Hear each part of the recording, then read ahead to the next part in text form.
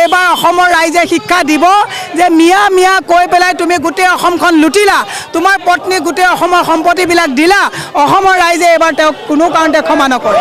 হিমন্ত বিশ্ব শৰ্মা অসমৰ মুখ্যমন্ত্ৰী, অসমৰ মালিক নহয়।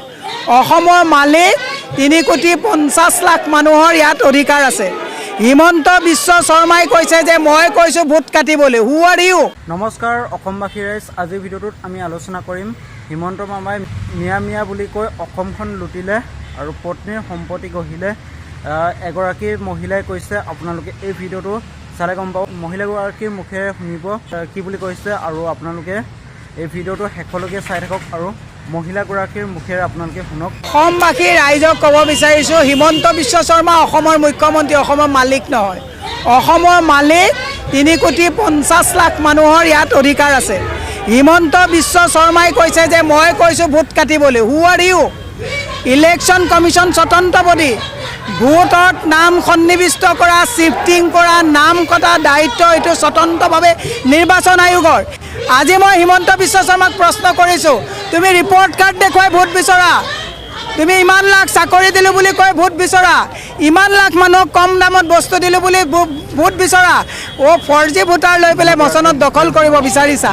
সেইকাৰণে মই আপোনালোকক আহ্বান জনাইছোঁ, অসমৰ ৰাইজক, যে বহুত হ'ল হিমন্ত বিশ্ব শৰ্মাৰ আপোনালোকে এই জালত নপৰিব। এই জালত পৰি অসমখন ইতিমধ্যে বহু পিছুৱাই গ'ল। ধাৰত মানুহ কক বকাবলগীয়া হৈছে। আজি তাৰিখত আঁচনি ল'বলৈ গৈ মানুহে প্ৰসৱ বেদনাত মানুহে সন্তান প্ৰসৱ কৰিবলগীয়া হৈছে, মূৰ্ছা যাবলগীয়া অৱস্থা হৈছে। এনেকুৱা এটা অৱস্থা, কালিও যোৰহাটত মানুহ মূৰ্ছা গৈছে। এনে পৰিস্থিতিত মই এটাই অসমৰ ৰাইজক হাতযোৰ কৰি অনুৰোধ জনাইছোঁ যে অসমত এজন ৰাৱণ, এজন দুৰ্যোধন, এজন হিটলাৰ আমি কেতিয়াও দিছপুৰত বহাটো বিচৰা নাই।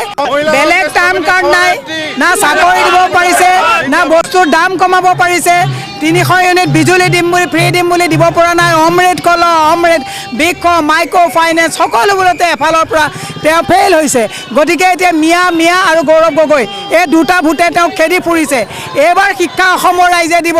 তেওঁ এইবাৰ অসমৰ ৰাইজে শিক্ষা দিব যে মিয়া মিয়া কৈ পেলাই তুমি গোটেই অসমখন লুটিলা, তোমাৰ পত্নী গোটেই অসমৰ সম্পত্তিবিলাক দিলা, অসমৰ ৰাইজে এইবাৰ তেওঁক কোনো কাৰণতে ক্ষমা নকৰে। ভিডিঅ'টো আপোনালোকে শেষলৈকে চালে আৰু মহিলাগৰাকীৰ মন্তব্য শুনি আপোনালোকে কেনে পালে আৰু কমেণ্ট কৰাচোন।